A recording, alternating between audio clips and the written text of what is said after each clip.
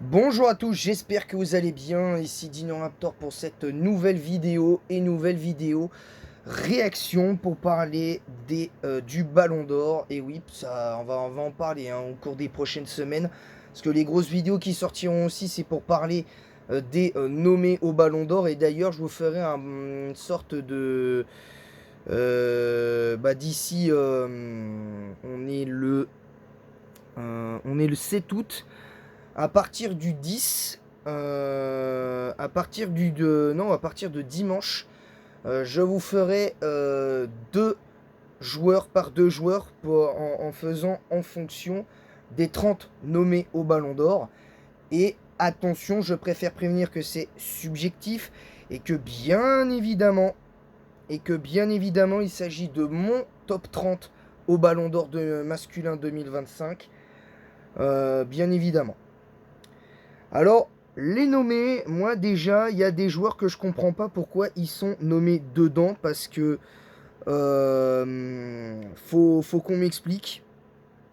Euh, Robert Lewandowski, déjà, je ne comprends pas, parce que Robert Lewandowski, autant la saison dernière, je pouvais me dire, ouais, la saison dernière, il a été bon, il a été même très bon avec le Barça. Mais là, cette saison, je reconnais pas Lewandowski. Bon, là, il a mis des buts pendant les matchs amicaux, mais je suis désolé. La tournée asiatique du Barça, elle est rincée. Aussi rincée qu'un verre après. Elle est aussi rincée qu'un verre d'eau. En plus, je trouve que individuellement, la saison de Lewandowski ne mérite pas sa place au Ballon d'Or. Et même que d'un point de vue collectif, je trouve pas que ça mérite une place au Ballon d'Or. Pour la simple et bonne raison que c'est pas parce que tu gagnes le championnat, la Super Coupe d'Espagne, la Coupe d'Espagne et la Copa del Rey que ça y est, faut que tu sois dans les 30 nommés au, au Ballon d'Or. Donc déjà, il s'agirait de doser. Moi, à la place de Lewandowski, j'aurais mis comment il s'appelle, parce qu'à la limite j'aurais peut-être mis Gavi, moi, à la place de Lewandowski, euh, parce que c'est plus en raccord, en tout cas, avec ce que je vois,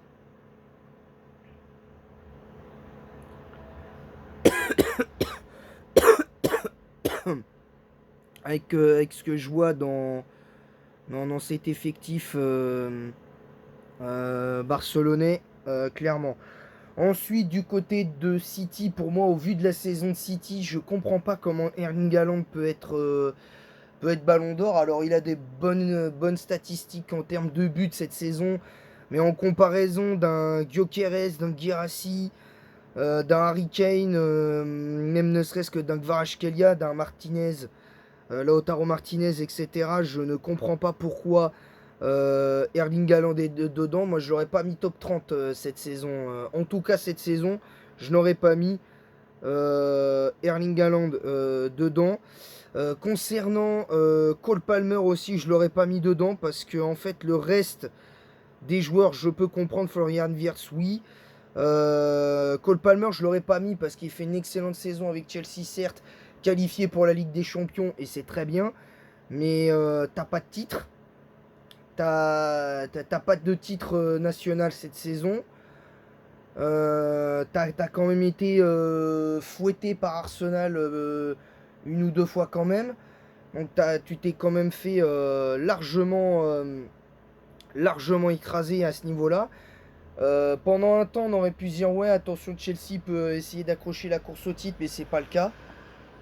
Donc je trouve ça un petit peu dommage en soi pour une équipe comme Chelsea.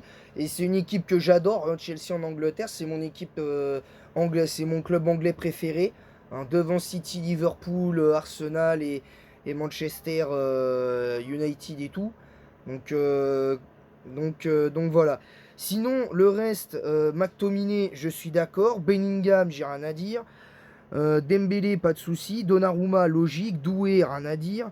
Dumfries, j'aurais peut-être mis un autre joueur de l'Inter, mais J'aurais peut-être mis Benjamin Pavard parce qu'il a quand même pas mal contribué au parcours de l'Inter, même s'il n'a pas été là sur les derniers matchs. Et d'ailleurs, on l'a vu hein,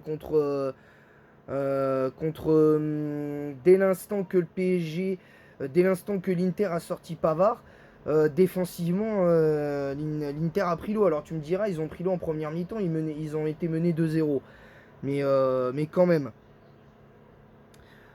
Pedri, c'est logique. Rafinha, j'ai rien à dire. Declan Rice, rien à dire. Notamment, rien à dire pour moi non plus sur ce joueur. Fabien Ruiz, je suis d'accord. Je suis à moitié d'accord parce que Fabien Ruiz, quand même, il a fait un mois de janvier. Depuis le mois de janvier, il a été exceptionnel. Il a été très bon. Et même le match qu'il a fait contre Chelsea, ça n'a pas été le pire. Fabien Ruiz, pour moi, a fait un bon match avec Kvaratskhelia et Dembélé, qui ont pour moi été vraiment les trois seuls joueurs qui ont été au niveau. Et Donnarumma a pas été bon, mais je lui en veux pas non plus. Donc voilà. Mohamed Salah, je l'aurais pas mis aussi parce que Mohamed Salah, t'es éliminé en huitième de finale, tu gagnes. Je rappelle pour les puristes, pour les fanboys de Mohamed Salah n'a gagné que la première ligue cette saison. C'est pas parce que tu gagnes la première ligue et que tu vas jouer la CAN prochainement que ça y est, tu dois le mettre Ballon d'Or. Moi, je le mets même pas top 30 non plus, Mohamed Salah, avec la saison, malgré la saison extraordinaire des Reds. Virgil van Dijk, c'est plus logique Van Dijk parce que c'est lui qui a vraiment tenu la baraque dans cette équipe. Clairement, c'est surtout lui qui a eu le meilleur rendu dans cet effectif avec Ibrahima Konaté. Et à la limite, j'aurais mis Ibrahima Konaté à la place de Mohamed Salah. Mais ça, c'est qu'une question de perception. Cette vidéo est subjective, bien évidemment. Vinicius, pour moi, ne mérite pas sa place dans les 30 nommés. Parce que les gens vont dire, ouais, mais pour l'ensemble de son œuvre, il devrait être top 15 au Ballon d'Or. Non. Là, il est nommé, mais moi, à la limite, je le mets 25e, Vinicius. 25e ou à la limite, je le mets top 20, mais je le mets pas top 15, top 10 du Ballon d'Or cette saison. Il a été mauvais. Son comportement n'a visiblement pas changé. Pendant quelques matchs, je le voyais de moins en moins se plaindre auprès des arbitres. Et au final, bah voilà, il est retombé comme un idiot, il est retombé dans ses travers. Et je dis bien un idiot parce que il se comporte comme un idiot, Vinicius, clairement. Vitinha, pour moi, c'est logique parce que même si c'est pas à lui tout seul que la Ligue des Champions a été remportée, mais il est en grande partie responsable, dans le bon sens du terme. Florian Wirtz, c'est un peu le même cas que Fabien Ruiz, c'est-à-dire j'aurais peut-être mis un autre joueur à sa place. J'aurais peut-être mis un autre joueur à sa place. Là, comme ça, j'ai pas de nom de tête, contrairement à Mohamed Salah et tout. Ou Cole Palmer, Haaland et Lewandowski. Mais que ce soit Vinicius ou Florian Wirtz, j'ai pas de nom réel. Et à la limite, pour juste reparler de Vinicius, moi, à la limite, Vinicius, je l'aurais remplacé par un autre joueur. Par un autre joueur. Et à la limite, j'aurais mis. Comment il s'appelle? J'aurais mis Arda Güler. J'aurais mis Arda Güler parce que ça, pour moi, ça aurait été logique. Ou à la limite, j'aurais mis Luka Modric. Parce que sa dernière saison au Real Madrid est quand même exceptionnelle. Donc, malgré tout, individuellement, pour moi, il a fait une très belle saison alors qu'il jouait beaucoup moins. Donc, j'aurais mis soit Arda Güler, soit à la place de Vinicius, soit comment ça s'appelle, soit Luka Modric. Et pour Florian Wirtz,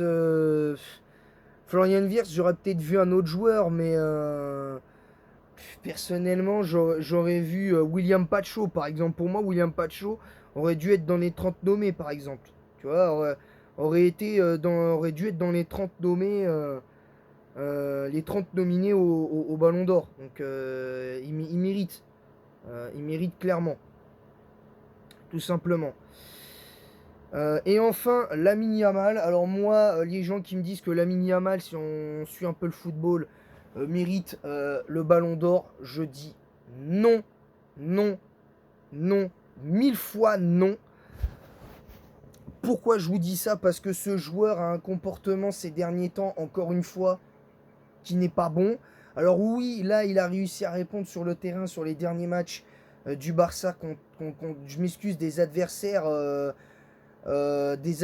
hyper faibles. Hein, faut pas me dire que les adversaires du Barça étaient des foudres de guerre. Hein, même le match qu'ils ont gagné, où ils ont plus ou moins galéré 3-1, ça suffit pas à mes yeux. Clairement, ça suffit pas. Et Yamal, à cause de son comportement en finale, que tout le monde a vu en Audiovision 4K, hein, en finale de Ligue des Nations contre le Portugal, le fait qu'il ne serre pas la main des joueurs portugais, qui part qui part avec sa médaille dans les mains et pas autour du cou, directement au vestiaire, je trouve ça, je m'excuse du terme, mais je trouve ça minable de la part de Lamine Yamal de faire ce genre de truc. Alors oui, il est jeune, il n'y a pas de souci, je peux l'entendre, mais arrêtez dès qu'un joueur fait ça, un jeune joueur fait ça, il est en vogue, ça y est, il est jeune, il fait, voilà, non, non, non, non. Et permettez-moi de vous le dire, c'est pas parce qu'il est jeune qu'on doit tout lui passer non plus. Hein. Faut arrêter avec ça. Faut arrêter avec ça.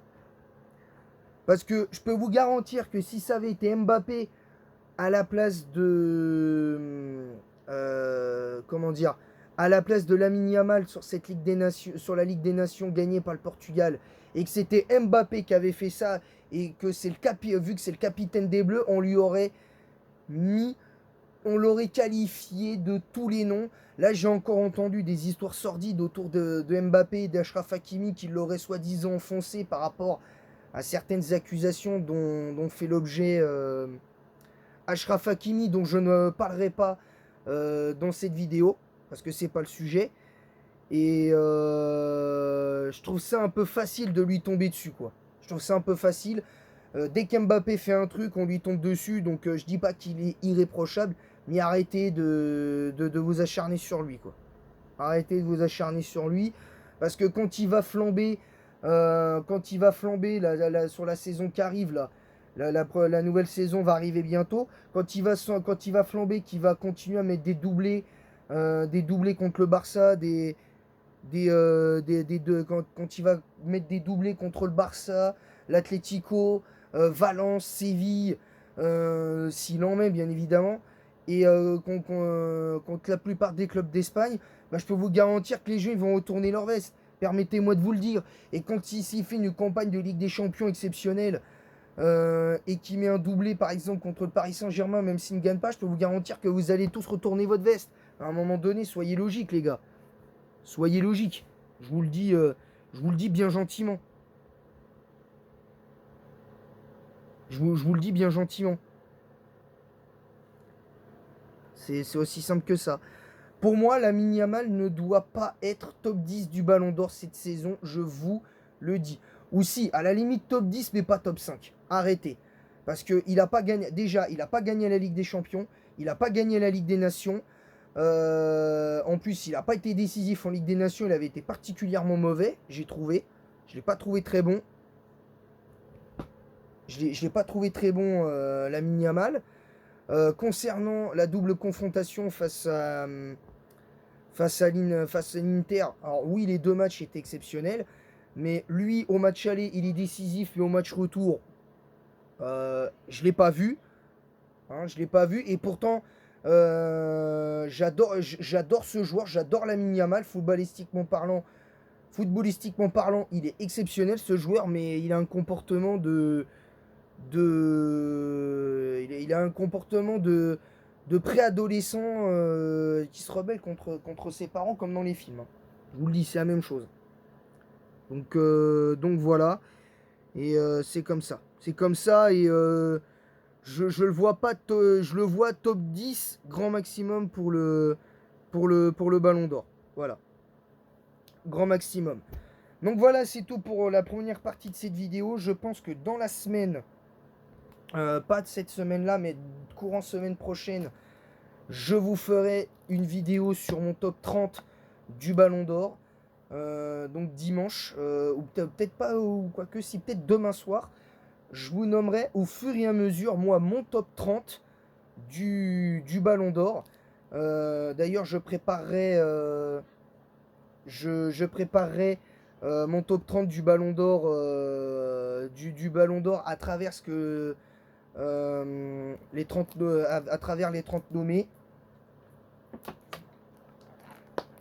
Et évidemment, je vous dirai moi mon propre top 30 de manière de la manière la plus objective possible.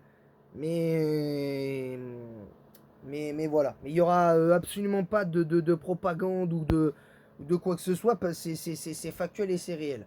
Voilà. Comme ça c'est dit. Voilà. Sur ce, je vais vous laisser. Je vous retrouve très prochainement pour une nouvelle vidéo. C'était de base une vidéo qui était pas forcément prévue. Et je vous dis à très bientôt pour de nouvelles vidéos. Je vous rappelle, samedi, il y aura, je dis bien samedi, il y aura le live, la suite du live du Let's Play Pokémon Platine pour la parenthèse. On fera, on essaiera de faire, on fera euh, les événements aux éoliennes et on fera, comment ça s'appelle? On fera, et on fera l'arène, je pense qu'on fera en même temps l'arène plante, on aura largement le temps de le faire. Et on s'arrêtera, je pense, après les événements, je pense, après peut-être les événements du QG de la Team Galaxy à Vestigion. Voilà, voilà. Sur ce, je vous laisse. Et en attendant. Ah non, non, non, j'avais pas terminé ce que je vais terminer la parenthèse vite fait. Pour la parenthèse Pokémon, malheureusement pour Urgold, je suis passé de 1 Pokémon éliminé à 7. Parce que pendant mon entraînement, j'ai malheureusement perdu mes Pokémon. Parce que bon, sur certains lieux, j'ai pas forcément besoin d'utiliser mon autre cartouche pour jouer à, à Platine. Enfin, la cartouche qui m'a permis qu'un abonné m'a envoyé pour jouer à Renegade Platinum. J'ai perdu Clayman, j'ai perdu. Malheureusement, Carnage n'a pas tenu le choc pendant l'entraînement. Rachou a été éliminé. Malheureusement, Rachou a été éliminé. Voilà, donc malheureusement Rachou a perdu. Il y a eu Volcano a été éliminé également. Donc je vous en ai déjà cité 4, mais je vous montrerai les deux autres qui ont été éliminés. Voilà, parce qu'il y en a eu d'autres et donc voilà, donc les Pokémon que j'ai pu intégrer à la team, il y a le Dimoré aka Erza qui est présent. Il y a Bruce alias aka le Brazegali.